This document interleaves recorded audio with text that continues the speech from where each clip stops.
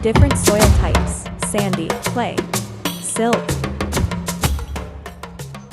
Ew, that's dirty.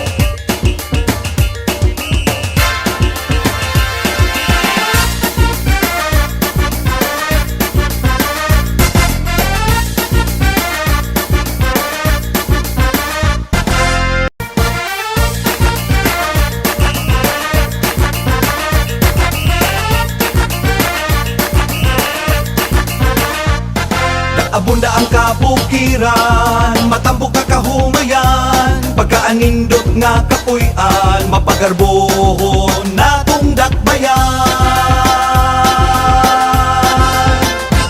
Binay-bayon, halad kang imakulada konsepsyon, dakbayan nga mabungahon, pasalamat sa grasyang naangkon, kitang tanan makambahan, kalambuan sa kaliwatan, mahulugon nga kasaulugan, maglipay kitang tanan. Soil is a vital and valuable resource that is essential for ecosystems and life itself.